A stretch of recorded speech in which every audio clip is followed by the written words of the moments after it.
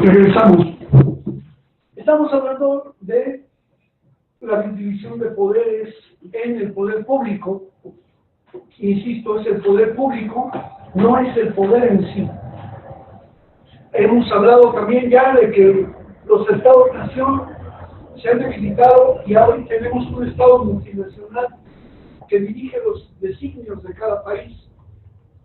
Y más adelante iremos viendo cómo operan los mecanismos para este control del nuevo modelo del ejercicio del poder en estados multinacionales como los que estamos viviendo. En ese sentido, nos falta mencionar de que el poder además tiene niveles de gobierno, y en los niveles de gobierno tenemos el federal, el estatal y el municipal. Ya hemos dicho que México es una república porque tiene 3 poderes de la Unión. Como es una unión de estados, se ha conformado administrativamente y territorialmente como una federación de estados y por lo tanto tiene un gobierno federal que hasta hace algunos años funcionaba con su distrito federal y sus entidades federativas, que es el ámbito estatal, y la conformación de municipios. La conformación de los municipios, lamentablemente, no se dio respetando el origen étnico, cultural, lingüístico, económico e incluso territorial y climático de muchas porciones, sino que se dio al arbitrio de los intereses de acumulación y de control de los cacicazgos que habían surgido antes de la conformación propiamente del Estado y territorio. En estas disputas, el gobierno de México fue despojado de una gran cantidad de territorio nacional en el que había una gran cantidad de recursos naturales muy importantes, y atendiendo a la limitación de que no había población que defendiera esos territorios, de la incapacidad del poder central de cuestionar a ese Estado-nación, fácilmente Estados Unidos, derivado de sus 13 colonias, sometió y obligó a la cesión del territorio nacional para Estados Unidos. De la misma manera como eso sucedió ahí, también sucedió en diversos municipios. ¿Por qué lo decimos ahora de esta manera? Porque la declaración de Jicotol, que surge allá en el estado de Chiapas, nos hace ver que hay unidades de pueblos originarios que han quedado divididos no solamente entre municipios, ni tampoco solamente entre estados, sino que incluso han quedado divididos de una nación a otra. Las naciones mayas, los pueblos mayas, están entre Guatemala, Nicaragua, Salvador, junto con los náhuatl, en esta zona del istmo de Tehuantepec y Sudamérica, perdón, hacia Centroamérica. Esa división territorial, de alguna manera, rompe con las entidades de los pueblos-nación y les niega su derecho a existir como naciones, porque aunque el artículo 4 de la Constitución establece que México es una nación pluricultural, pluriétnica, conformada por pueblos originarios, en la realidad esto no se está cumpliendo. Es uno de los temas que serán abordados en la relación que se va a tener con la relatora de Naciones Unidas para los Pueblos Indígenas, que visita México en próximos días.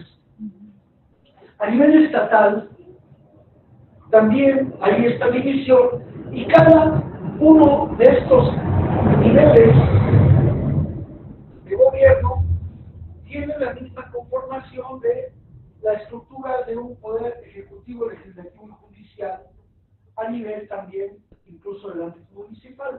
está el presidente municipal, está el cabildo que hace las veces de poder ejecutivo y está el que hacen las veces como por ejemplo el síndico procurador, los diputados que hacen como el especie de poder. Pero hoy es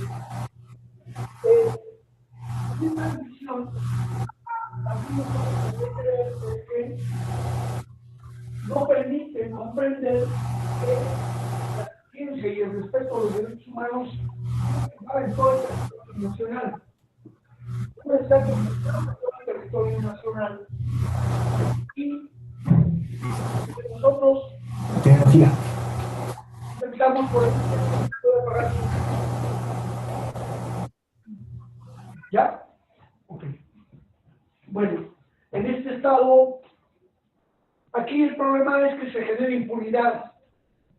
Y fíjense qué fácil cuando nosotros decimos que hay una violación de derechos humanos, de repente dice la federación, nosotros no nos podemos meter en los asuntos de cada estado, o del municipio, o viceversa. Pero cuando a ellos les interesa, no importa que alguien haya sido electo por mandato del voto popular, y dicen, ¿sabes qué? Pues ahora tú eres gobernador, pero vente de secretario de gobernación. Y los pasan de un lugar a otro y los cambian, y no importa el voto de la gente. No importa de que la gente diga, ustedes votaron por mí, miren, me están pidiendo que yo vaya a hacer otro encargo, ¿qué les parece? ¿Están de acuerdo? ¿Me dan permiso? No, simplemente, porque a mí me conviene, yo voy y renuncio. Bueno, ok, renuncias, pues te quitamos y te descontamos, como le pasa a cualquier persona. Lo peor de todo esto es que en la administración, muchos de esos cargos van generando antigüedad y van generando jubilaciones, y hay personas que están jubiladas muy jóvenes, con pensiones muy altas, porque apenas pisaron un momento un espacio del ámbito, pero esto está dado así, y estaba dado así porque convenía atraer a ese tipo de personas para poderlas mantener dentro del poder. ¿Por qué hay dos cámaras? ¿Por qué hay dos cámaras de diputados y senadores? La única explicación que hay es porque es una posibilidad que los diputados durante 3 años puedan ser llevados a actuar como pide el poder que se actúe. Los diputados en general son personas muy reconocidas en el movimiento social.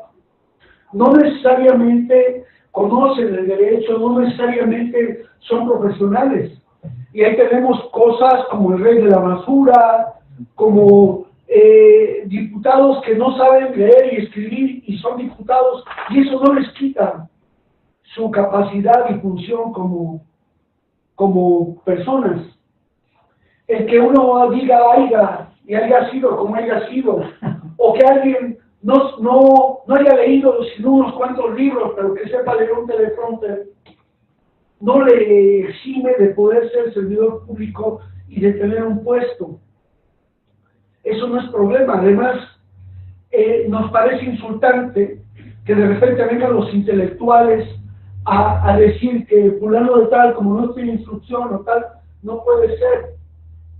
Pero sí debiera haber un mínimo de cierto conocimiento, de cierta actitud, más allá de si sabe o no, porque el asunto aquí es que no importa quién, sino cuando nosotros vemos el servicio público y vemos los procesos electorales, se buscan personas que tengan ciertas características que sean simpáticas para la gente y que por lo tanto sean votadas no por lo que piensan, actúan y dicen y tal, sino por cómo los perciben las personas.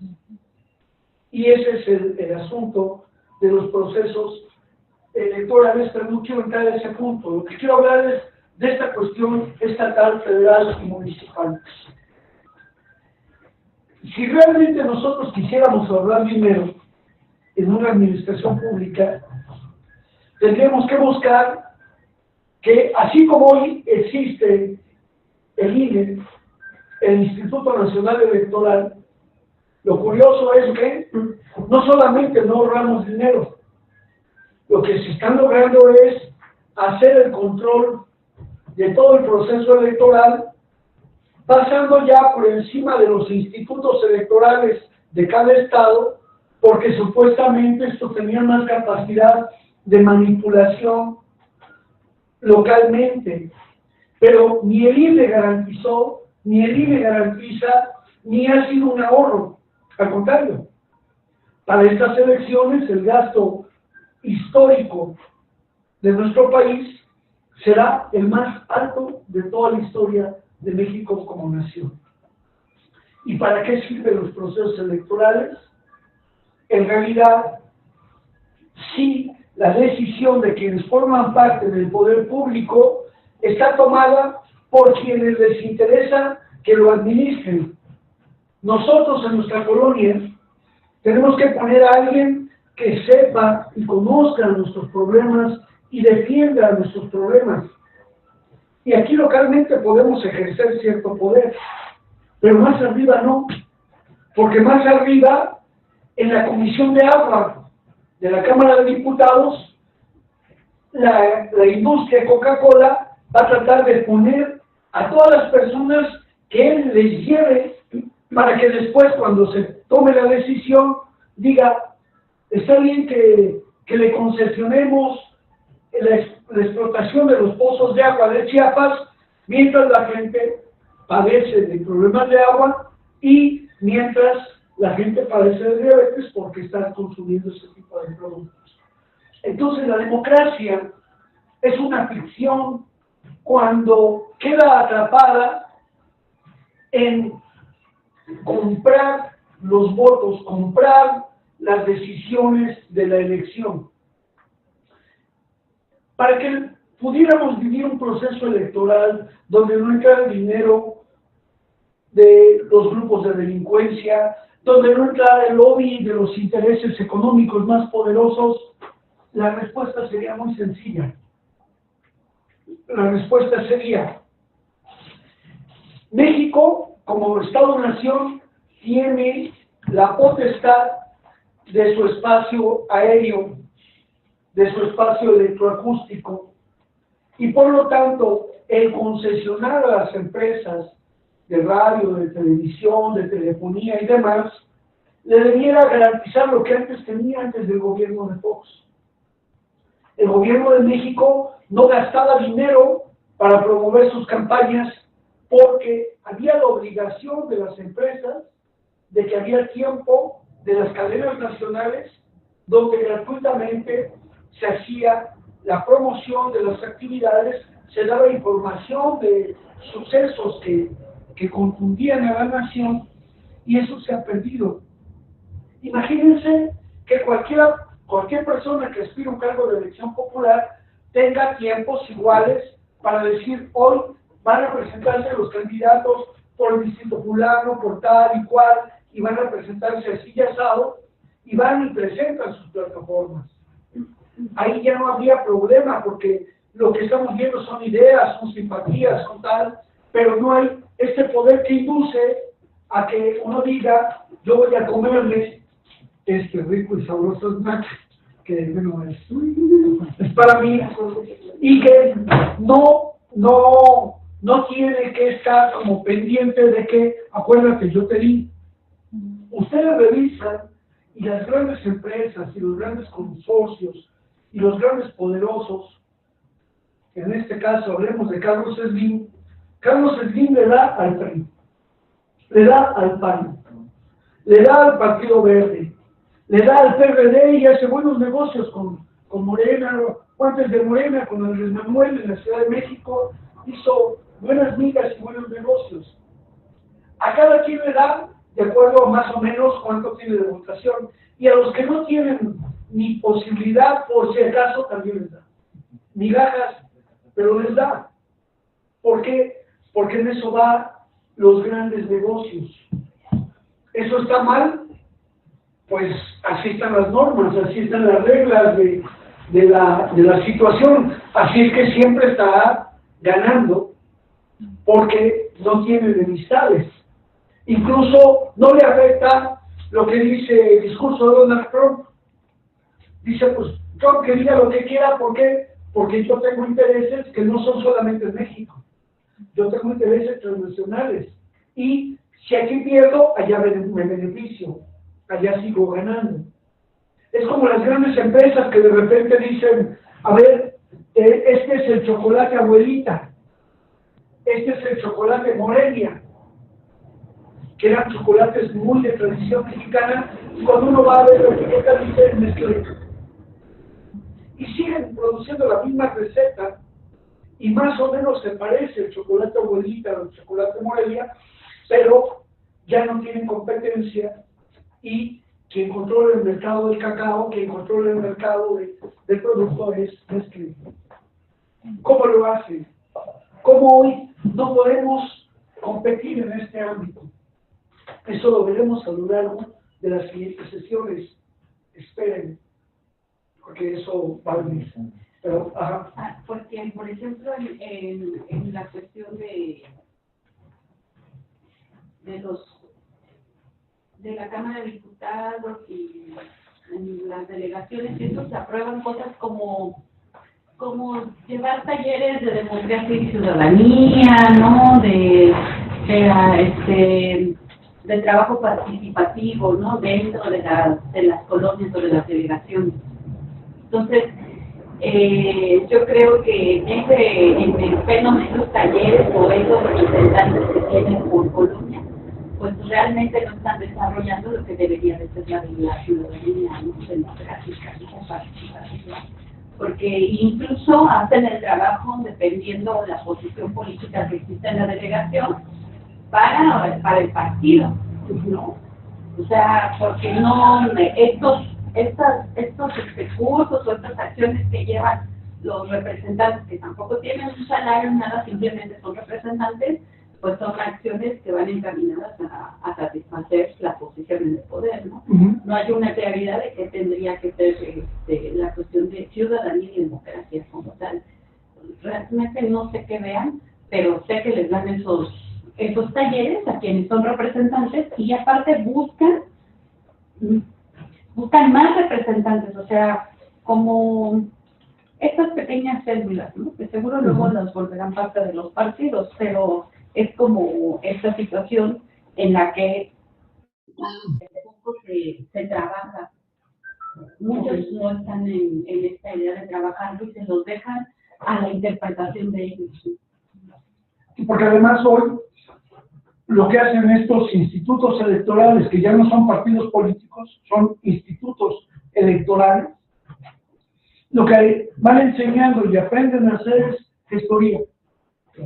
Porque la gestoría les da un clientelismo político y les da beneficio. Dice que ya regresó, ¿no? Bueno, ahora vamos a entender que en esa división nosotros debemos de conocer que las violaciones a derechos humanos se cometen por acción o por omisión, como habíamos mencionado. Por acción, cuando una autoridad ejecuta o deja de ejecutar actos que están determinados en sus fundamentaciones. Y lo otro es cuando a través de otros se actúa. Como hemos mencionado ya,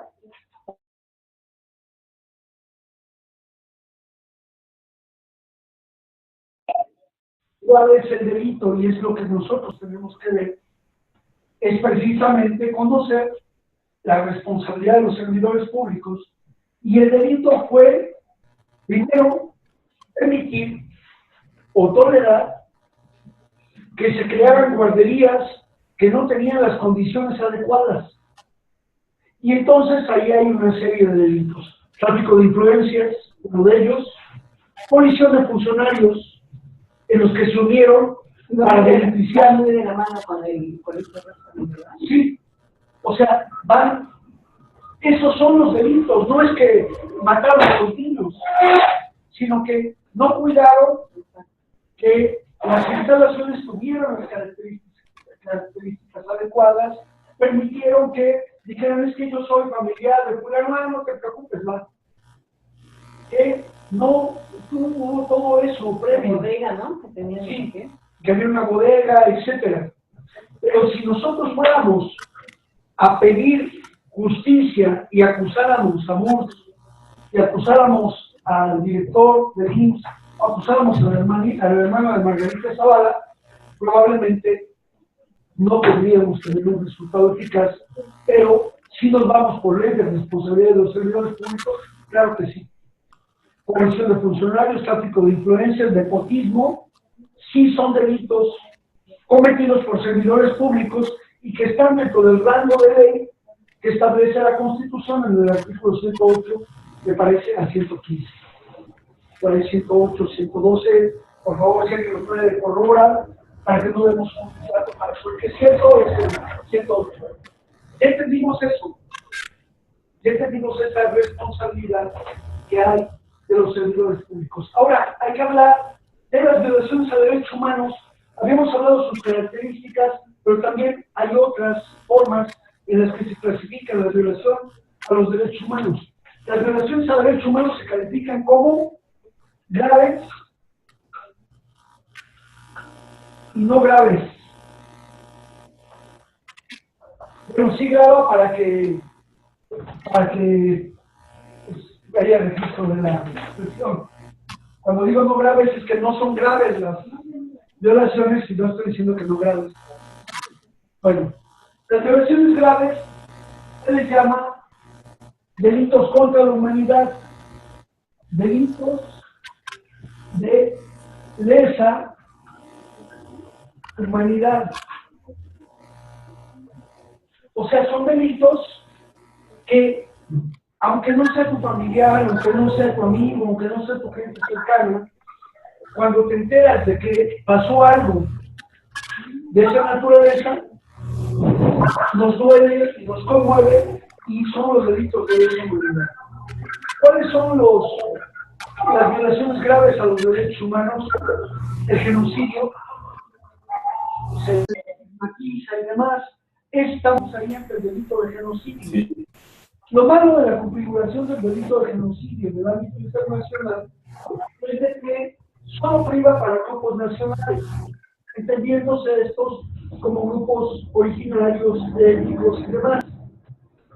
Sin embargo, la aplicación de la ejecución del genocidio se aplicó también para grupos políticos, los que participaron en el 68, los grupos insurgentes, los sindicatos, algunas organizaciones como por ejemplo, en este caso, la Organización Campesina de la Sierra del Sur, grupos que fueron llevados al exterminio por actos de genocidio. Sin embargo, dentro del derecho internacional y del derecho interno, no son propiamente considerados actos de genocidio. Ese delito tiene que reformularse, o tenemos que hacer un gran esfuerzo de ingeniería de derechos humanos para poder fundamentar que ese grupo político de oposición fue o está siendo exterminado, como hoy pasa con el feminicidio, como pasó con los feminicidios, como pasa con las muertes de Juárez. O sea, buscar que haya un carácter que va más allá, que tiene que ver con elementos de discriminación. Bueno, el otro es la tortura. Otro delito de lesa humanidad es la tortura. Pero cuando se constituye como delito de lesa humanidad, no es solamente la tortura individual, sino es la tortura como fenómeno, como expresión de un contexto, como método. ¿Por qué? Porque hay otro carácter que hay que entender para contemplar el orden internacional de los delitos de lesa humanidad. Los otros son las ejecuciones extrajudiciales. Las ejecuciones extrajudiciales las entendemos como esas ejecuciones en las que una persona podía haber tenido derecho a que se le detuviera y tuviera un juicio justo, y en lugar de eso se le mató. La masacre de Tlatlaya. en lugar de detener, se les mató. La masacre de los estudiantes, los de la organización campesina de la Sierra del Sur, allá, sin mayor cosa, se les ejecutó. Y así como eso hay una gran cantidad de ejemplos: las ejecuciones extrajudiciales, la tortura, la desaparición forzada, los crímenes de guerra, son delitos contra la humanidad. Esos son violaciones graves. Esos desplazamientos forzados de personas y que son consideradas como tal. Fabricación de culpables también sí. Como una violación. Los crímenes de guerra, no, la fabricación de culpables no es propiamente una violación grave dentro de los delitos de lesa humanidad. Y las no graves, pues son las demás, para no complicar un poco. Ahora, eso es por la gravedad.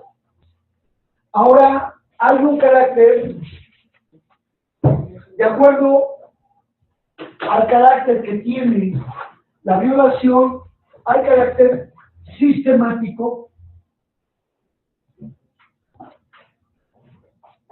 y no sistemático.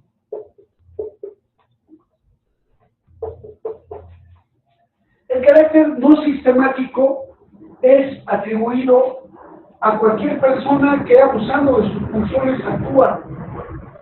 El gobierno de México siempre reconoce que existen violaciones graves a los derechos humanos, que existen violaciones a derechos humanos, pero dice, es que tiene un carácter no sistemático. Son servidores públicos que abusan de su función, pero nosotros no toleramos eso. ¿Por qué? Porque ahí diluye la responsabilidad. En cambio, el carácter sistemático alude a políticas de Estado, alude a decisiones. Se demostró en el caso de Tlatlaya que hay la orden de abatir delincuentes en horas de oscuridad.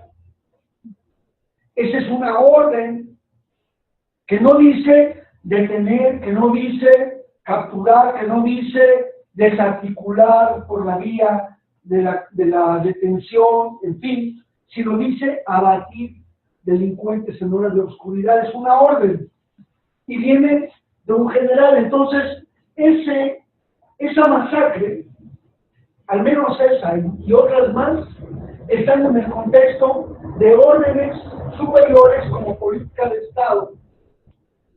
Porque ustedes a veces ven que en las marchas, la marcha va tranquila, pacífica y llega hasta el Zócalo y van punquetos, anarquistas, van señoras con sus niños y demás, pasa nada. Pero hay marchas en las que ya al momento en que se están formando los contingentes, los policías empiezan con sus escudos, empiezan a encapsular y empiezan a presionar, ponen vallas, ponen barricadas, van actuando, y hay momentos en que dicen, órale, y se lanzan a reprimir. La orden de represión, por ejemplo, en Cataluña, no es una orden que son policías que de repente se alocaron y golpearon a la gente y se les lanzaron y patearon. Esa adrenalina sí, pero ahí no había justificación. Eso viene como orden, diciendo mano dura y ahora vamos a actuar así. Eso es un carácter sistemático. ¿Y por qué también se demuestra el carácter sistemático? Porque el primer ministro de la monarquía de España no salió diciendo lamentamos el uso abusivo de la fuerza que algunos policías hicieron en contra de los manifestantes que estuvieron ahí, se van a investigar y sancionar esos delitos. No dijo eso. Dijo que habían sido tolerantes y que habían sido republicanos y etcétera. Eso quiere decir que tiene un carácter sistemático porque viene como una orden de Estado. sistemático, no sistemático. Y luego vienen por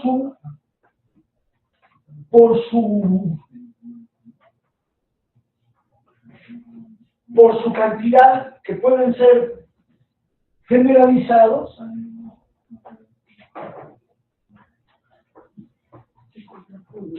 híjole, ya no hay pulmones, generalizados y no generalizados o focalizados o específicos, no generalizados.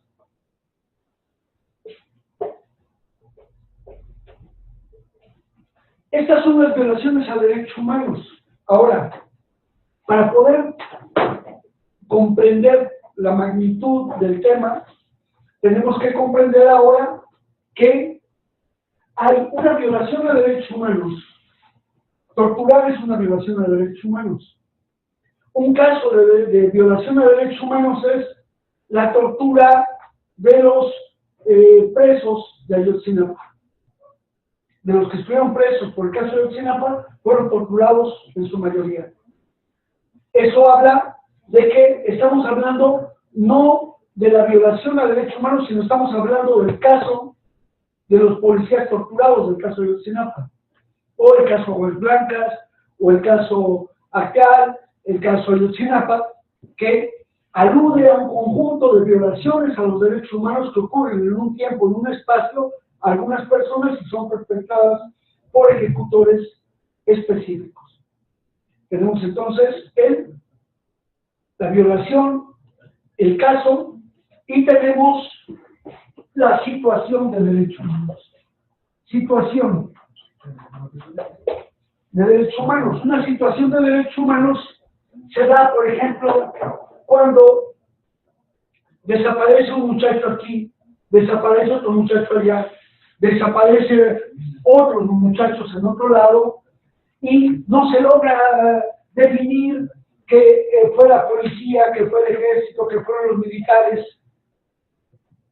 pero llama la atención que en un periodo de tiempo, en ciertas regiones, hay una serie de casos con un carácter sistemático, deliberado, con un patrón más o menos común, y eso determina una situación de derechos humanos. Con eso, nosotros construimos la situación de derechos humanos de México. ¿Cuál es la situación de derechos humanos en nuestro país? Bueno, primero, México vive una violación sistemática, generalizada, de derechos humanos, en las que se han cometido delitos contra la humanidad a nivel municipal, estatal y federal, por lo que tiene un carácter generalizado que atiende a una serie de cambios jurídico-administrativos, políticos y sociales dentro de un contexto llamado lucha contra la delincuencia organizada, en la que diversas empresas se han beneficiado de esta situación para hacer megaproyectos, para instalar modelos de explotación, para promover nuevas leyes que han transformado y violentado los derechos humanos, como han sido la reforma laboral, la reforma energética, la reforma a la ley de educación, la miscelánea fiscal y la reforma política en relación a los procesos electorales. Ese conjunto de violaciones sistemáticas generalizadas a los derechos humanos en los que hay